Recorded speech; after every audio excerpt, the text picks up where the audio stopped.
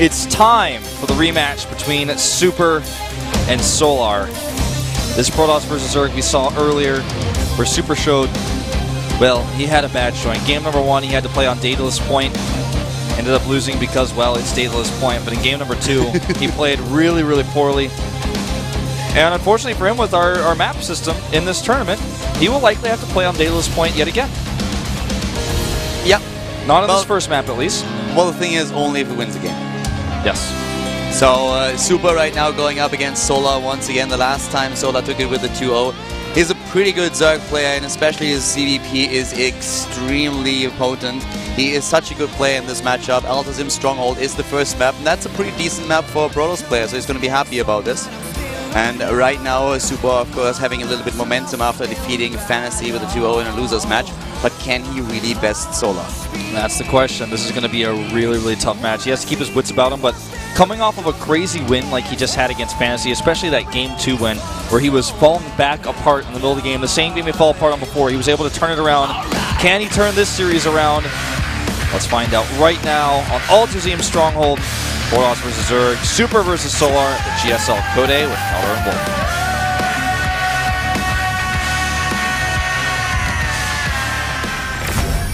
Super versus Solar.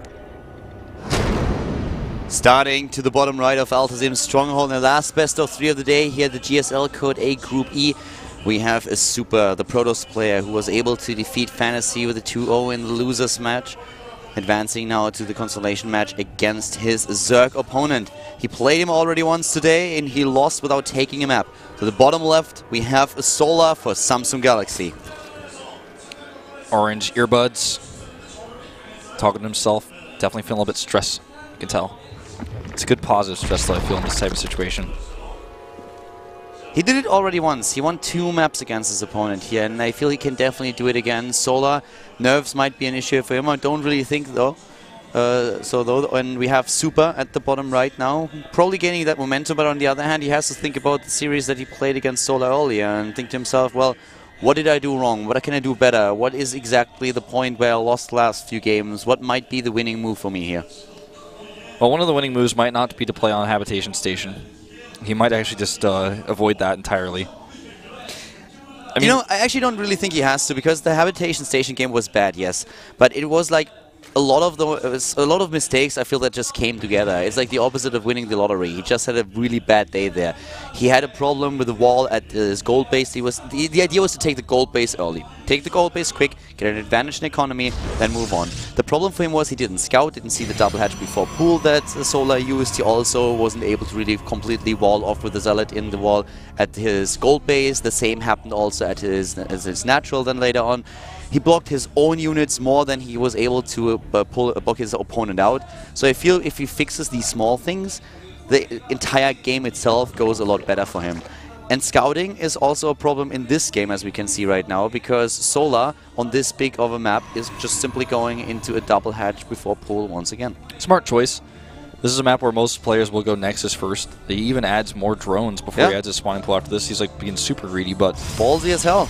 But it's smart because it's a map where most Protoss players will do Nexus first into a gateway, because as a Protoss perspective, that's the best build they can get. You get a Nexus up first, and then you get your tech up very quickly after that. So with this type of build, you can be extremely greedy because there's not going to be any forge play. If you try to cannon a Zerg on this map, it's like you are crazy. That's just not going to happen. Well, just you wait until SOS plays a couple of Well, okay, unless you're SOS. No, the thing is that on this map in particular, you can definitely get away with a hatch first before pool. This is something that a lot of Zerg players won't do on, for example, Frost, because it's sometimes a little bit misleading how the map works, and you can really just put aggression out nonetheless. But on this map, you can definitely go hatch before pool, and a lot of players, as you already said, will just go into the double hatch since they expect the opponent to go into a Nexus first anyways. And also, I mean, if you go for a forge build on this map and you scout wrong, you were never going to be able to cannon them, and then you're just made a forge for no reason. Because why would you have a forge on this giant map, this big 4-player map? Plus, in order to cannon the first base, you have to go not only into their base, but then behind their base, the backdoor expansion is just totally unfeasible. I almost feel like every Zerg player should double hatch before pool on this map, like in almost every situation. Unless you're maybe down in the series and you're up against a cheesy player, you're playing against SOS perhaps. Well, Solar is going to be happy about the opening that he has here. He's going to connect the bases with the creep. He already gets the extra queens out. And as soon as he scouts what's going on, and I feel he will definitely see what's happening in the Pros player space, they should just add the additional queens, get the Spore Crawlers, and this is a very familiar opening to him. So I feel he's going to be completely happy with what's going on here right now. Zerling is going to come up here and check out the timings. He's going to see exactly what he expected. I'm going to scratch that Cybernex core. No longer fresh. It's going to take a while to get those scratches out. I'm going to have to call the insurance company on that Cybernex core. That is Zerling's car and scratched up my Cybernex core. Like Talks like a redneck for some reason. yeah, I don't know why that happened. I don't know. He's just scratching on my core. The insurance company's like, well, that's only the shields. They'll come back. Oh, all right. Okay, that's Call us again if it hits the hit points. All right, thank you. 630 third base. Well, I mean, to be fair, 637. Hey, I'm the one who does math here, okay? All right, I'm just saying. I mean, it was quick, but it wasn't that quick. Nitpicker. But you're right. It's 637, the base, the third. It's very early. Yeah. This is true. Well, Solar saw it. Solar saw that there's a base. The Overlord spotted it, and he could either just take his fourth base or go into the tech and say like, all right, I'll give you the third there. I cannot really contest that. The distance is too big. If I build units right now, you're already going to have enough to really defend this. You're already building a cannon there, and it's going to be a little bit tricky for me. But the Void Ray that goes across the map is going to be welcomed by a few queens. The important part for him is just knowing that it's there. Knowing is half the battle, then you don't work under wrong assumptions. And it was such a early third base also means that you won't be disturbed for a long time. Sees it. Again, sees the wall, I guess is a more important thing to know. He knew about it before, like you mentioned, but now knows exactly the type of wall he's up against and how he might want to attack it later. Void Ray count starting to grow here. And this is something that Solar wants to respect, of course. And what he can do instead of attacking here is actually just taking the fourth base as far away from his opponent at the 9 o'clock. And he's throwing it up pretty hard right now, getting his lair up.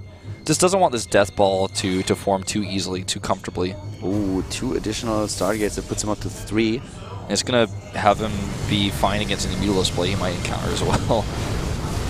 Doesn't even use the prismatic alignment there. Would be a waste on an Overlord. That's going to become a very interesting game very, very fast. Certainly. Already the +1, he's going into a Skytoss build, and Skytoss can be super dangerous. What we're most likely going to see once that Solar is identifying this will be extra queens. Hydra then also going, of course, into the Infestation Pit for a few Infestors and the added tech into Hive, so that he can even get a few Vipers out there, depending on what exactly the composition for the Super's air army is going to be. A couple of Yanks go a long way. We had actually like really nice play in the past where there were Corruptors together with Vipers, and then you just yank individual Void Rays in there. Takes a lot of micro to really pull it off properly and to not lose too much in the process, but you can really do that. So Solar's already shown that actually in this matchup to be able to have that ability. He's shown it. He's got some really good micro on his Infestors as well for fungals, if it comes to that. Does take that 9 o'clock expansion, of course, rather than attacking to this third base that's so well protected already with Void Rays. Twilight Council Robotics, he's picking up all the techs here. There's the fungals, or rather the pathogen glands. And he sees it. He sees now with the Overseer what's going on there. He sees the triple Stargate, and immediately the first thing that he does, bam, queens. Right into the game, starts the Hive Tech here as well, and is like, alright, Skytoss, I know what to do. Ouch. Overseer takes a beating there. Didn't respect the Void Rays. Well, the Overseer is okay with that. He got the double Stargate like already, and there we go. He's a hero. Yeah, he's definitely here. He's a Metra. 7 is the lucky number of Infestors that we see Solar producing right now. Max is on them with all of his gas. And he's going to have the 1-1 upgrades for melee as well. Spire finishing up, Hive finishing up. The Void Rays here are actually going to try to come in and kill a structure. Like, either kill some tech. If there's not enough queens, kill the hatchery. Kill whatever, yeah. Whatever he finds, man. This is what Void Rays do. They kill things. He has a Mothership core with this, so he can just simply move back. There we go. Is that Transfuse Energy on the Queen that is nearby? It doesn't really matter because it doesn't take only a few seconds, and then the Spore Crawler is gone. 1 Queen, not enough. Where are the Infestors for the fungals? Here are the few of them spawning right here. And actually, he can change this. And he's trying to transfuse it. Oh, wow. My God. That, he could have saved the space. He could have saved it was with so Chain close. Transfuse. Well, this Void Ray is like, what are you doing, man?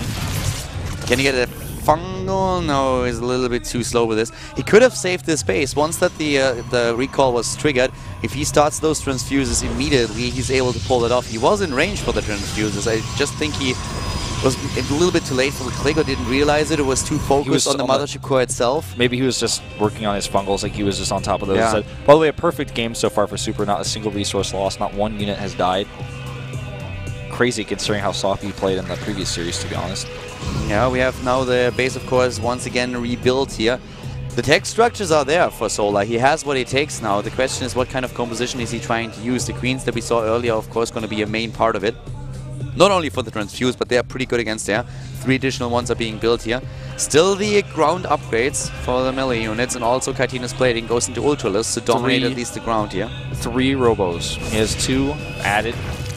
He will have 3 in total, and that's going to be for Immortal production against those very annoying Ultralists. Blink on the way, Storm on the way, +2 on the way. He's basically going down all the tech paths. He wants to get a 4th base, as you can see up at the top right. Yeah, Super with the fast tech into everything. Yes. Both players, really, Super and Solar. They basically have agreed to just have insane economies against each other, and by 15 minutes have unlocked every single tech tree that there exists in this matchup. Yeah, and more ground units are being built here. Zerglings and also Ultralists. We do not see Adrenal Glands just yet. If he keeps on playing to just go into this ridiculous amount of the Zerglings, he should definitely get the Adrenal Glands upgrade as well. I'm not quite sure those... How did those get in? Was there? Prism. Oh, there it is. Okay. Those are the first units lost. Thank you very much, Ned. First units lost there by Super in this whole game. The Zealots that are going around the map to check for bases I really like by Super. There's no hidden bases at all, but he's just making sure of that. Triple Robo, triple Stargate. And, well, there goes the army. 16 queens.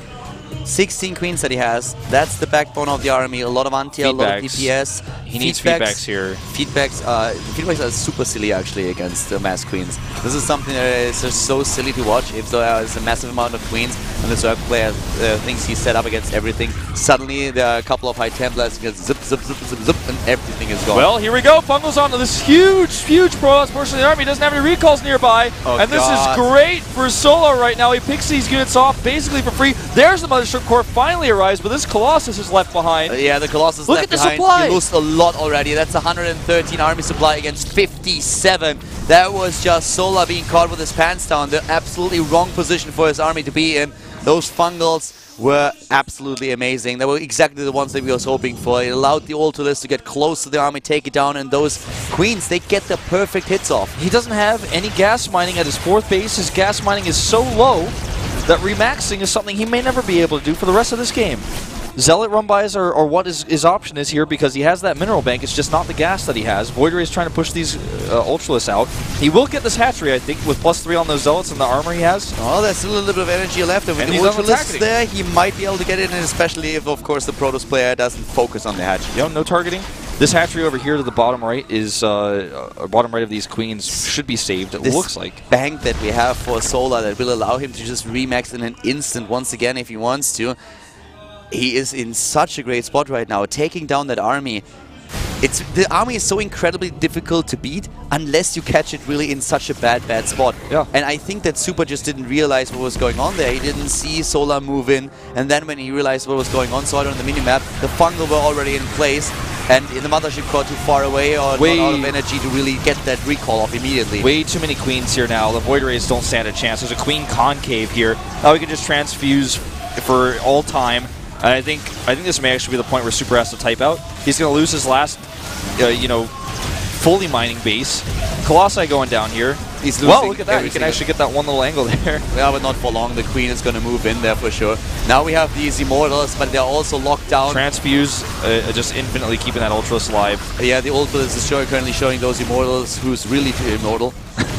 Well said. Well, and as I said, it dies, but the Zerglings are going to get the revenge, and Zealot Warpins here are desperate. Those are actually High Templar, in fact. And at the entire time, we have just more and more of the minerals and also gas banking up for Solar. GG! Wow, Solar taking a game easy peasy, where I really thought that Super would be able to just bring his Solar to his limit, but far from it.